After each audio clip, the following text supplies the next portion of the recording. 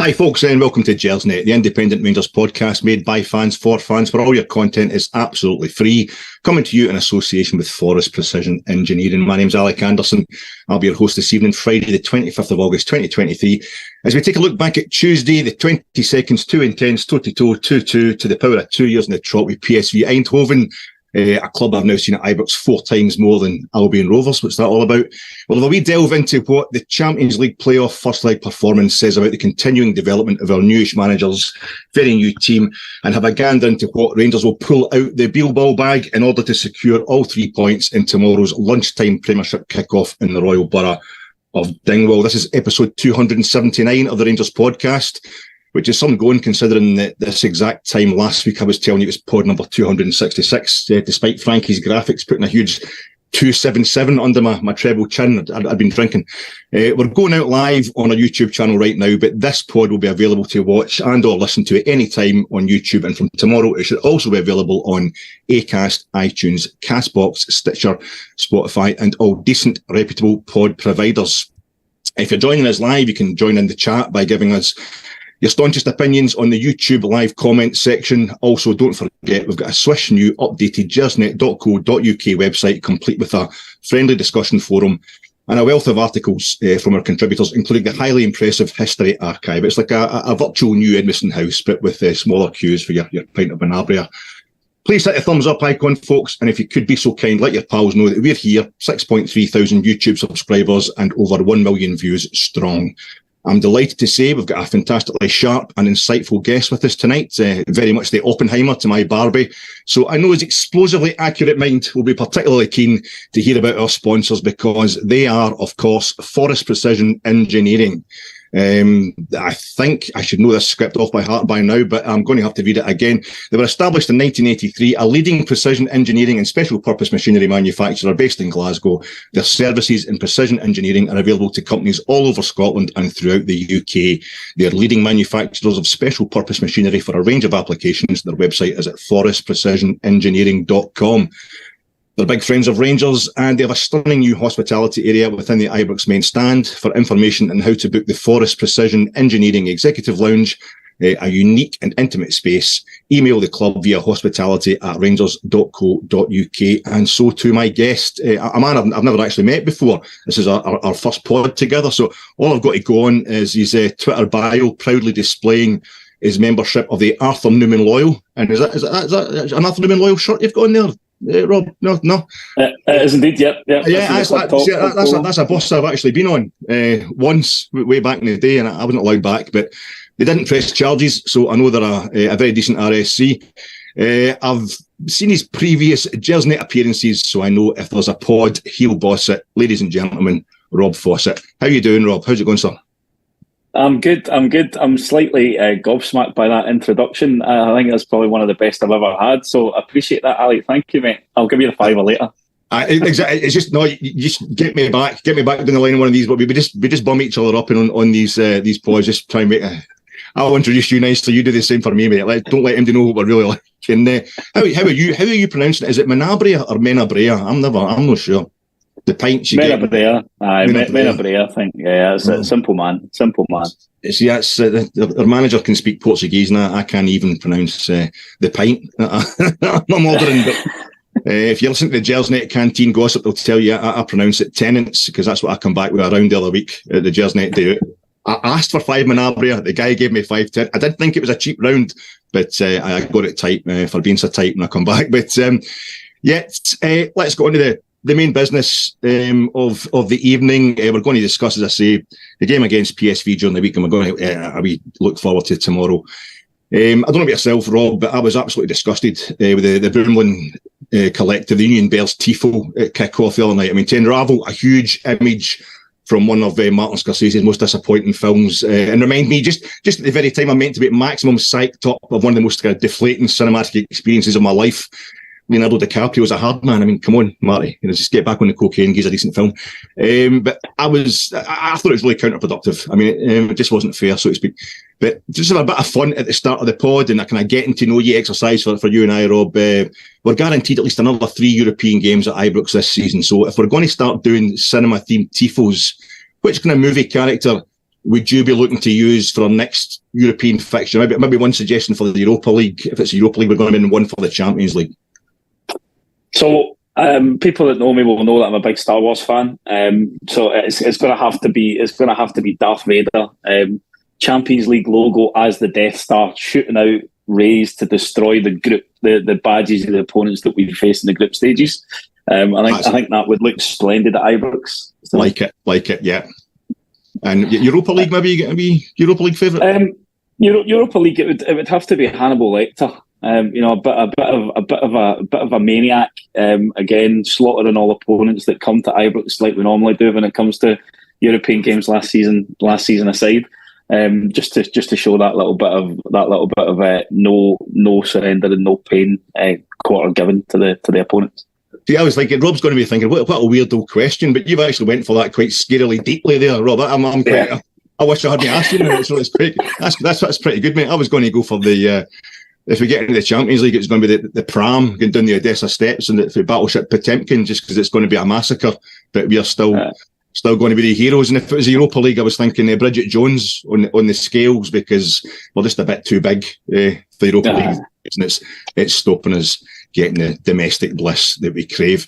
Anyway, talking of movies, I don't understand people who go and see scary movies. I don't understand ghost films and all that kind of thing. Why people go to deliberately scare themselves. And yet, the other night we went through absolute palpitations. I absolutely love it. I've spent hundreds watching Rangers scare the life out of me. Drainingly intense game, balanced on a knife edge for the whole night. It was an epic game against a kind of heavyweight side, but nevertheless, a draw at home in a European first leg. How did you feel at full time, Rob? Were you kind of elated, relieved, frustrated, or a bit of everything? I think the initial feeling was probably one of disappointment. I really wanted us to hold on to that lead and take something over to Eindhoven. With us to go and defend and build on. But I think it was good to see the players, really give their all for the jersey on Tuesday, because I think going into it, a lot of people were expecting us to go there and get cuffed 3-4-0, and I didn't have that feeling at all. I felt that it was going to kind of mirror the form and the way that things happened last season, where we weren't really getting into the game, all guns blazing, but this was going to be where we saw what the mark is with some of these players, and I think we did see that. So initially it was a little bit disappointed, because I felt it was a really soft second goal to concede. We had a really great chance towards the end of the game, and I just felt that it would have been great to go over there with a win. But yeah, I think from my point of view, it was a decent performance, really, in the second half as well. So I was happy with the 2-2 draw. I think most fans would have bitten your hand off at that before kick-off. I feel as if the 2-2 last year almost kind of, I think people were thinking, well, we've done it again, so that's fine. We ended up being through last year in the back. Obviously not necessarily going to happen again that way the second leg this year, but I think that definitely helped. Totally agree with you. I thought there was a real chance of us getting it down if the team hasn't settled in well together. Sorry, you didn't think that, but I thought there was definitely an outside chance for it myself. So even I think when PSV were equalising straight away after their second goal, just felt like, that's the way it went last year. I'm just glad that we're living with them again. So there was only like kind of 3 players in the starting lineup on Tuesday who were there for the corresponding game last year. A lot of people surprised Danilo only made the bench. Do you think Beale got the starting 11 in the formation right?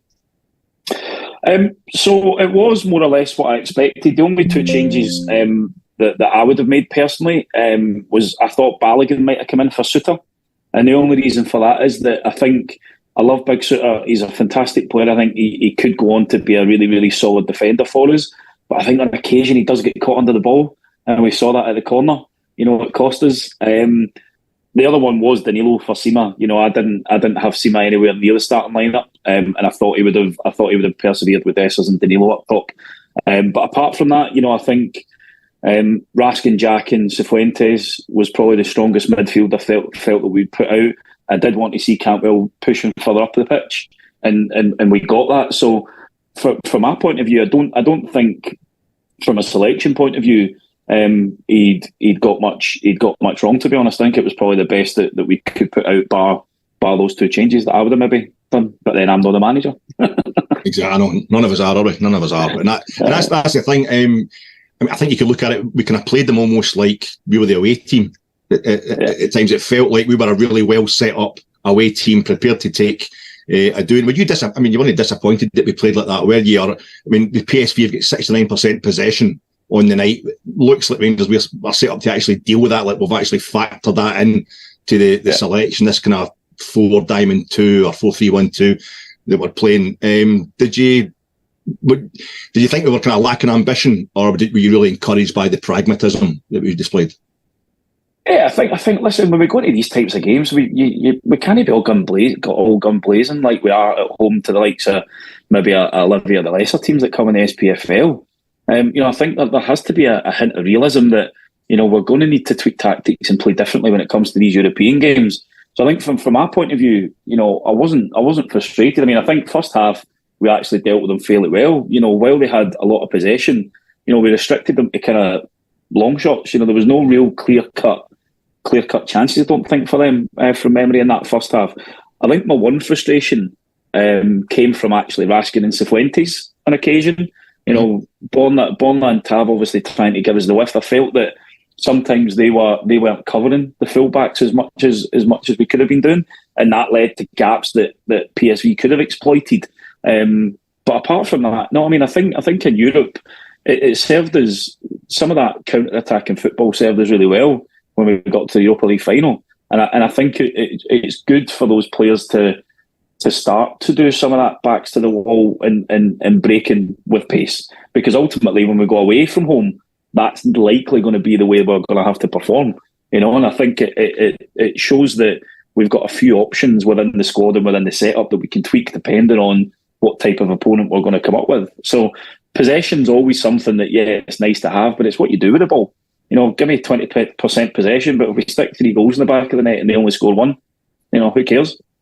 And I think there's plenty of people have been talking in the build-up to this game, and even Michael Beale was talking about it today, how PSV haven't lost since February. They haven't lost a competitive match since February, and they changed the manager to a guy who's beaten us twice before at Ibrox in Europe, Peter Bosch, and in between times. And the last time he beat them was Sevilla, who went on to win. It was in the Europa League knockouts, went on to win it. So, no mugs. And I think it's like Rangers looked like they were almost counting on PSV having the ball. I think it's different if it's like you can't get out your box because the game plan's going to pieces and this team are just up. It was like, we know how good they are and we're going to give it to them. When I watched it back in telly, I just thought, they've not actually created as many clear-cut chances, PSV, as I was expecting. The amount of possession they're having is giving you the fear at the time because you're just not used to seeing it at Ibrox. But no, I think it looked like we're trying to kind of pull off the classic Glasgow mugging. They were like the big cocky foreigner thinking, I'll just take a shortcut of this wee street and just going to get a swift doing, get the money taken off them, and away we went. And that's what it looked like. Stroke of half time.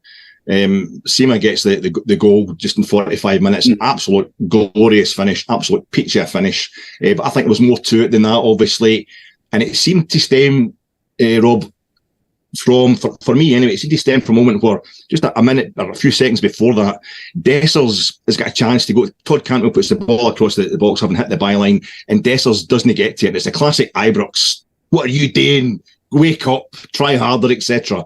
But Dessers, I watched it back in telly, and he takes it on board straight away, and he starts slowly chasing down individual defenders as PSV are passing it about, and then Raskin gets in there, just hunted in packs and mugged them.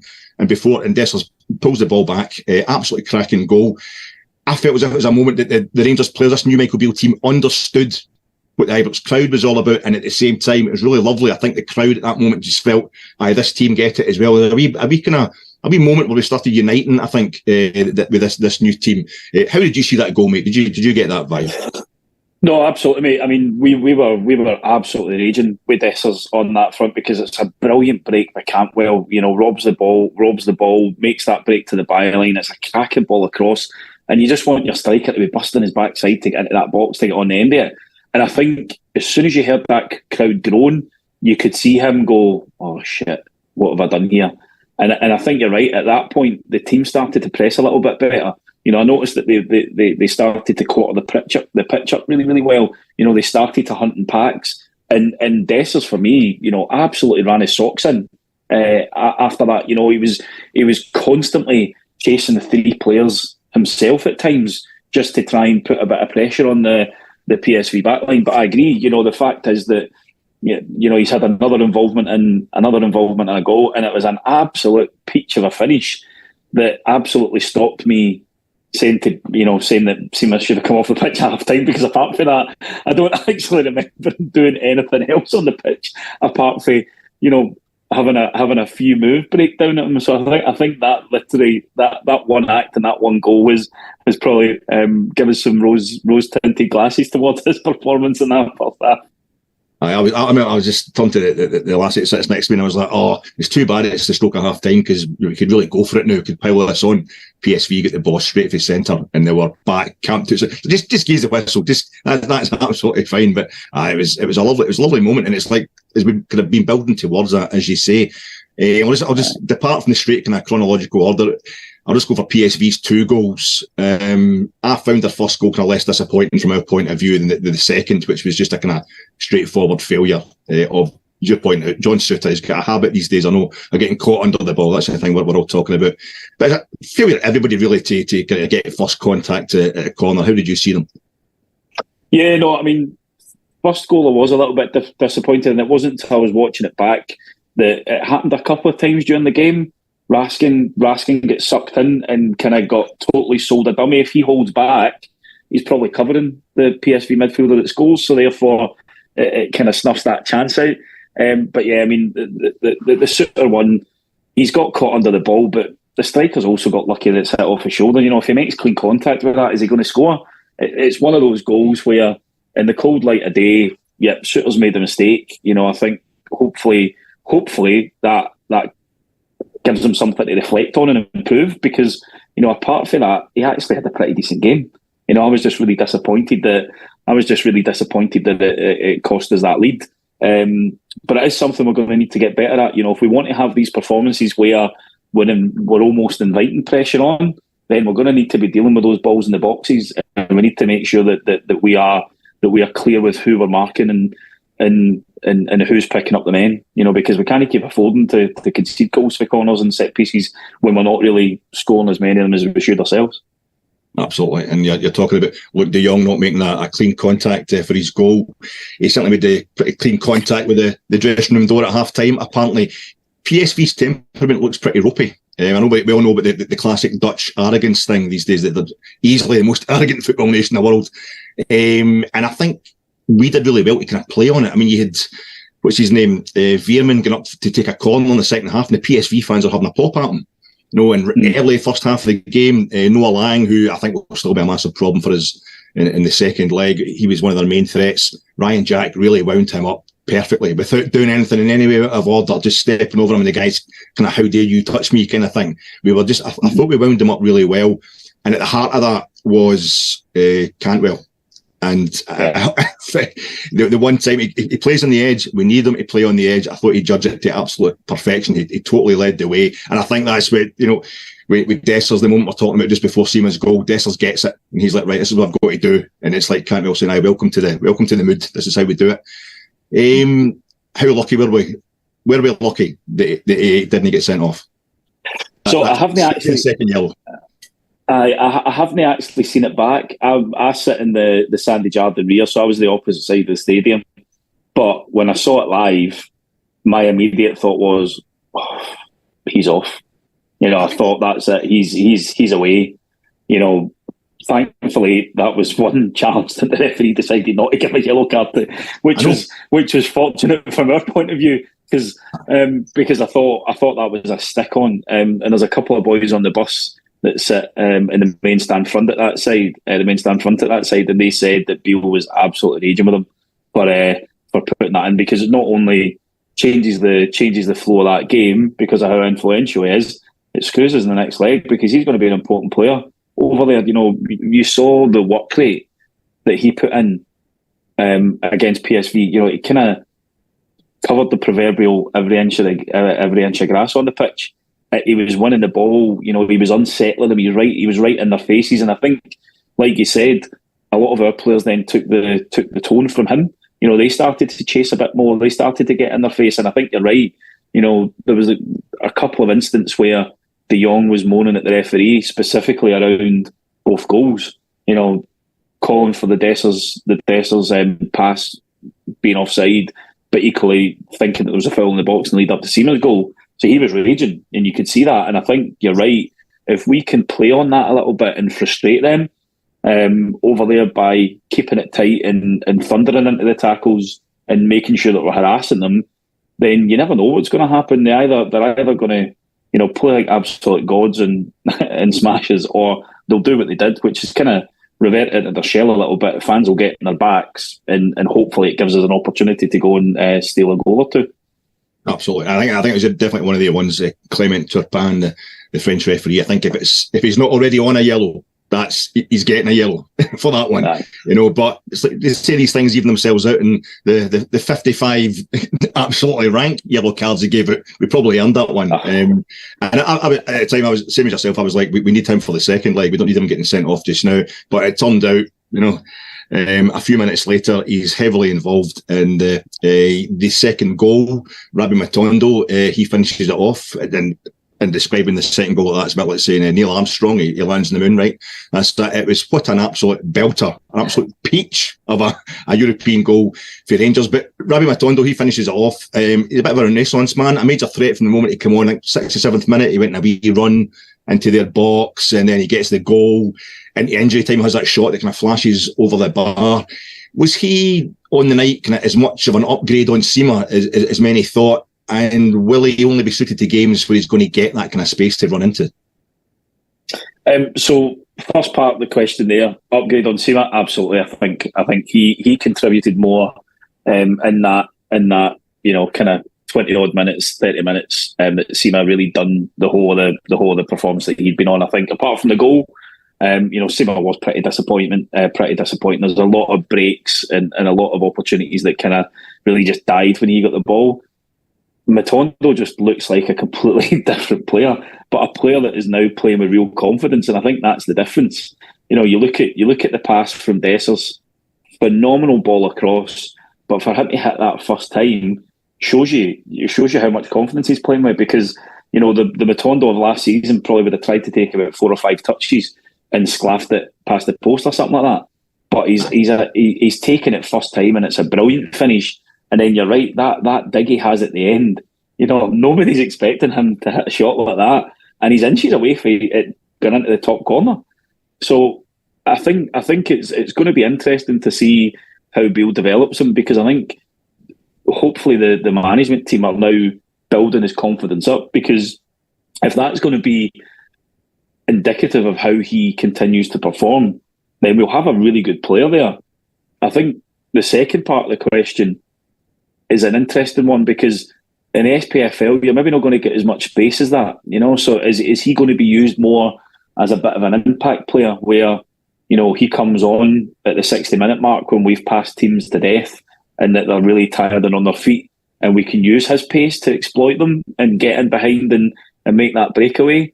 But the other problem that we've got, and I've spoken to a few folk on the bus about this as well, he's too quick for our own bloody team sometimes, because he makes a break and then he's got to slow down to let everybody else catch up. So, while his pace is great, it's only great if people are going to anticipate that and kind of make the runs to get on the ends of the balls that he puts across. There was a few times against Morton where he burnt the boy for pace and nobody was there following up to get it. That's it. He put that ball. I was just going to say that he put that ball across against Morton late on, and I think it was Danilo and Dessers, and I don't feel it was like every signing we'd made in the summer. Didn't he go for it? And I thought that affects Matondo. He needs that. Somebody to put away his good work and show it for what it was. But it's Hadji. I think it's almost like we've got Mark Waller back, Dr. Coffee Bean. I wonder if he can do a bit of kind of Frankenstein. If he could splice Matondo's pace with Hadji's kind of what a player.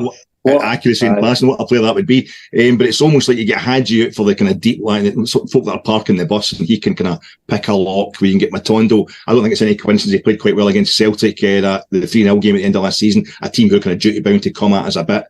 I think it's really interesting. And talking to players who maybe kind of struggling, I hope not, but Danilo, the last 10 minutes of normal time the other night, we started kind of battering them after they equalised the second time. PSV really came at them, kind of, and then into the 6 minutes of injury time, they've got neither of their centre halves, the first choice centre halves, who were kind of ropey to be back to goal. If we get the ball over the back of them and get them turned, they definitely are not sure themselves, and neither is the goalkeeper when it comes to the passing that about at the back that their manager seems to insist on. But both our centre halves are off injured, and Danilo has a great chance after lovely work by Sam Lammers. It's not as clear cut as his chance in Servette the previous week in Geneva, but that's him. He's had one where he's hit it too far over the bar, he's hit it too high, and another one where he's hit it too low. I've got down here, is he destined to be this season's Rabbi Matondo? That's far too cruel on both Rabbi and Danilo, but are you worried about him at this early stage, the big Brazilian? I wouldn't say I'm worried. I think he scored a couple of goals already. He's getting himself into positions where he can score goals. I think interesting comments from Beale in the lead up. I'm sure it was this week in the lead up, talking about some of the issues that some of the players have had settling in. And I think his name was mentioned about, him now sorted in a house and all that sort of stuff. So it can be interesting how these things can affect a player. And I think we forget the human side of it sometimes. We pay $6 million for a player and we expect them to come in and hit the ground running. I remember the days where we bought like Tony Andre Flo, who was a great sub for Chelsea, but he was absolutely garbage for us, and we paid 12 million quid for him. I think it's about giving him time. The good thing is that's one over the bar, that's one too low. Hopefully next time the one's going to nestle on the back of the net. But I wouldn't say worried. I mean, I think you can see the attributes that he's got there. He's a different player to Dessers. I think he does definitely play better through the middle. The goal against Morton was a really good take. So it's just going to be a bit time, giving him time to bed in, and we probably won't see the best of them until after the international break. I think if we can get through PSV, we've got another big game on the 3rd that we must win, and then the players get a little bit of a break to kind of get to know each other a little bit better, hopefully. And at that point, we really need them to kick on, because that's when we want the performances to start coming. It was a cruel question on my part. And I think, as we say, just Cyril Dessers, that interview he had during the week was a really interesting week. The PSV, the whole PSV club, basically the team, their comms person, everybody all speaking just fluent English. No need for a translator through the press conference at Ibrox or up at Auchenhow, whatever. And then Dessers talking about what it's like for a player to arrive at Rangers and have to set up home and build his IKEA furniture and all that. He was talking about, and the amount of media from Brazil that's following Danilo. It's a really good point you're making there. I think it's just about him settling in, and I hope the big man will be fine. But talking of Mr. Dessers, nice one, Cyril. Assist of the century is ball to Matondo for a second goal, rivaled only by Kaká to Crespo for 3-0 in the 2005 Champions League final, and Scott Allen's for Hibs in a 7-goal thriller at Ibrox back in 2019. He didn't give away a penalty this time, Cyril. He's getting his fitness back. He's putting himself about. We thought maybe a lot of people thought he's maybe just kind of fox in the box, but I thought he's putting himself about the other night, winding up their centre halves, and he worked well with his back to goal at times. He's already done more interviews than Alfredo Morelos managed in 6 years, and his English is probably the best at Ibrox, if not the best in Scotland. Beale likes him. I like him, Rob. Is that our first choice striker sorted out? I think you've got to say for the most part it is. I've quite liked Dessers since he's come in. I think the early criticism of him was pretty harsh. I think if you looked at the positions that he was taking up, he was actually getting into good positions. It was just probably an element of rustiness and getting up to speed. Like he admitted, he wasn't fully fit at the early part of the season. So I think he looks a good player. Still could do better in his hold-up play. I think sometimes he is a bit weak, I feel, but you can't argue with the effort he put in against PSV. He ran himself into the ground to try and chase and harass, and sometimes it was him versus the bloody back three. The ball just getting passed about, and he wasn't giving up. And from that, there was a couple of little scary moments that PSV had, because all of a sudden you had like Cantwell pushing up one side, maybe Raskin pushing up the other. They started to corner them in a wee bit, and there was a couple of times where they had to kick out for a throw-in. So no, I think Dessers is definitely going to be probably the starting striker to begin with. I'd still like to see him and Danilo play together. But you're right. I mean, what a bloody pass that was for Matondo, and even the way that he kind of bent himself to keep himself on side as well. You know, because again, looking at that still, that you see, you still think he's offside until you see the upgraded VAR that UEFA are using that shows you the kind of body positions. So it was an absolute fantastic pass, and if that had happened in a Premier League game down south, they'd be waxing lyrical for about 10 years about that. No, it's absolutely phenomenal. I mean, I like it if a Rangers player just newly arrived. I'm a bit hypocritical. I don't like to do the bollocking of players, you know, but I can see that sometimes they need it, and when they come through that little test, he's had it a few times, Dessers, at home games. And he responded well against like Morton that the other night for a response the other night, setting up the first goal and playing a big part in the first goal, and then putting in that pass for the second goal. I've rarely seen a better ball played by a Rangers player. It was absolutely phenomenal.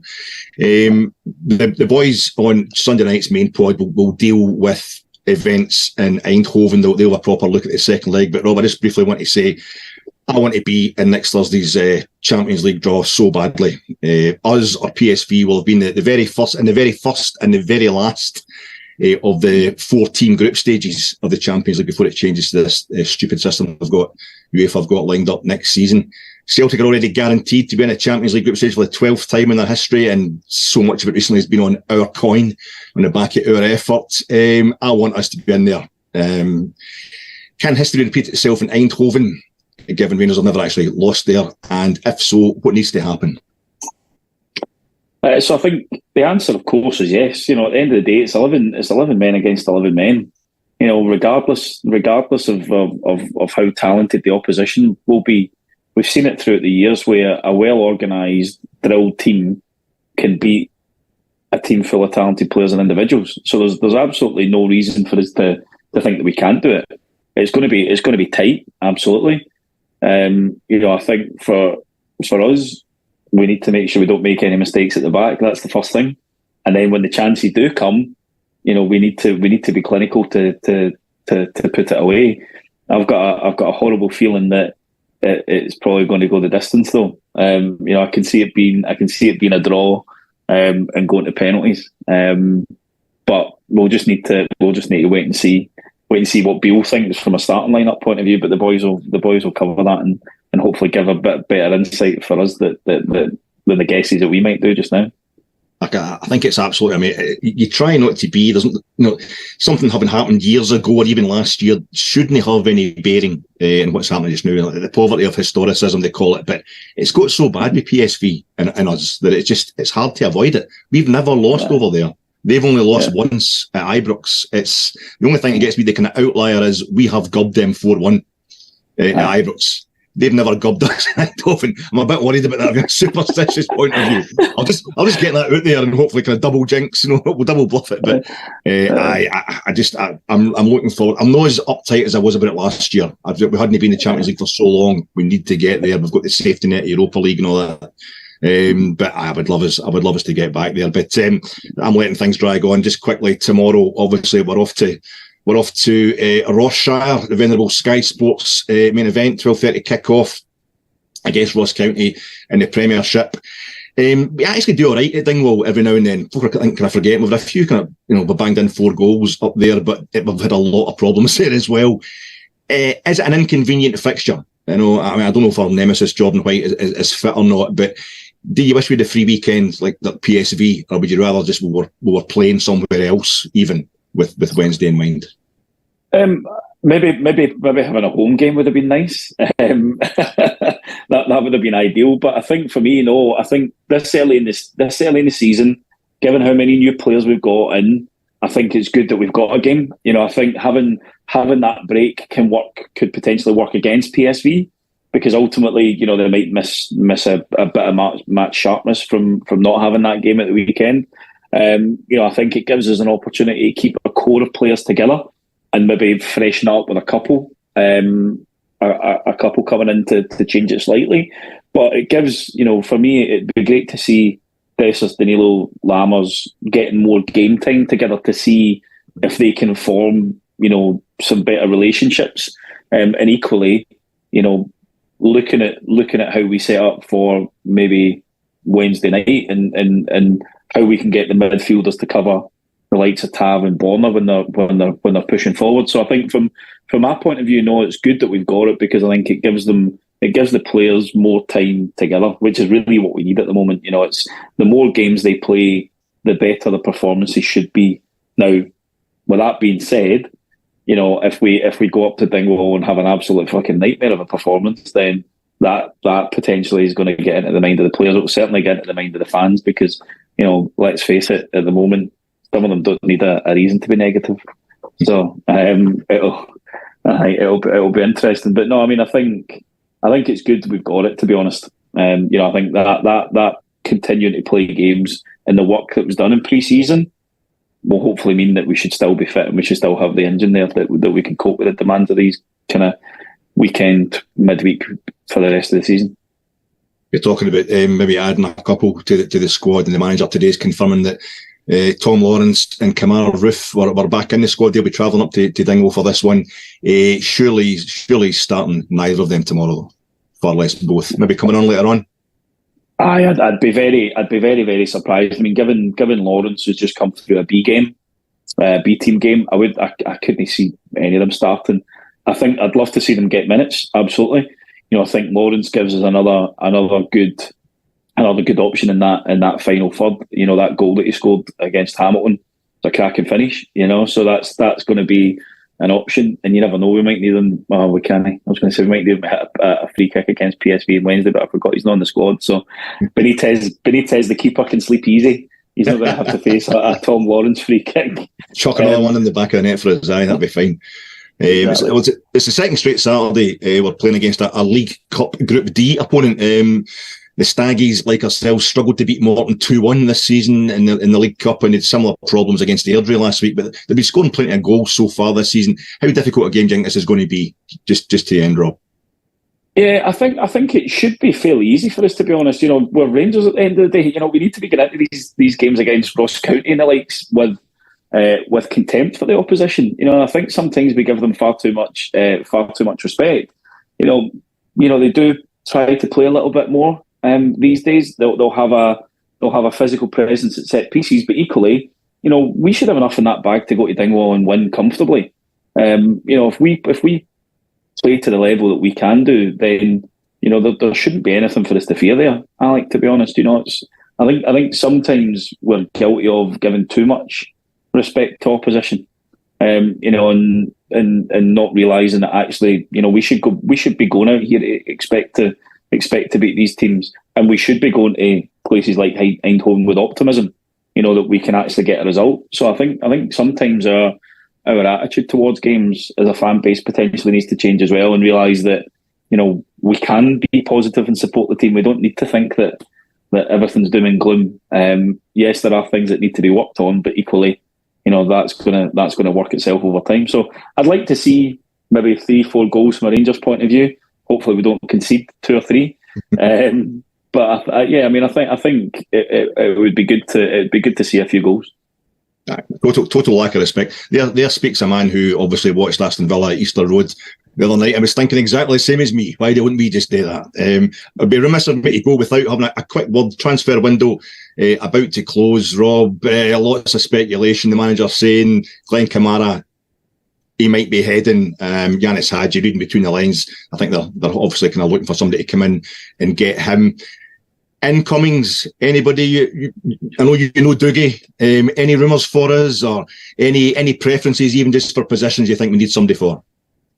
I still think we're light in the centre half market. I think we could do with a bit of reinforcement there. I think Ridvan Yilmaz could be a good left back option for us, but there's question marks over his fitness given that he's already been out this season. So maybe a left back. I guess it depends on the outgoings. If we can get a good fee for Kamara, Hadji leaves, maybe Ben Davis goes, then the potential would be funds to do something there. I'm just waiting for Eden Hazard to dye his hair blue, so that he signs for us. But I think absolute stick on. That was the best rumour I heard. Yeah, that was the best. There's always one at this time of year, and I thought that was a good go. That was a good one. We should admit, remember Everton had, there was Lee Carsley and Thomas Gravison, and they think Real Madrid kind of confused. They thought they were the same player, so they went and bought Gravison. I'm sticking to my theory, but we should try and splice Matondo and Hadji and maybe sell them for about 40 million. For Real Madrid or to Saudi Arabia. That's where the real money's coming from this season, just in case we don't make that Champions League. Listen, Rob, I better knock out in the head there. I'll let everybody get on with the rest. They're Friday night. As I say, folks, the post-match reaction pod, I'll be doing one tomorrow after Ross County, and on Sunday here on the YouTube channel, 9:30 live. It will be the flagship show. I'm not exactly sure who it's on. I think it's John, Stewart and Mark is the name I've got here. They'll be coming over events in the Highlands and previewing matters in North Brabant. All that it means for me to do is say thanks very much, Rob. Thank you, mate. We did all right for our first time together, didn't we? Well, it was great. It's good to be on with the living legend, mate. So it's thank you very much for having me. And right back at you, mate. We're all legends. Just keep telling each other we're all legends. We'll be absolutely fine. Eventually, other folk will believe it. So hopefully see you over the next few days then, folks. Thanks very much for joining Rob and myself tonight. That was great fun. And good night.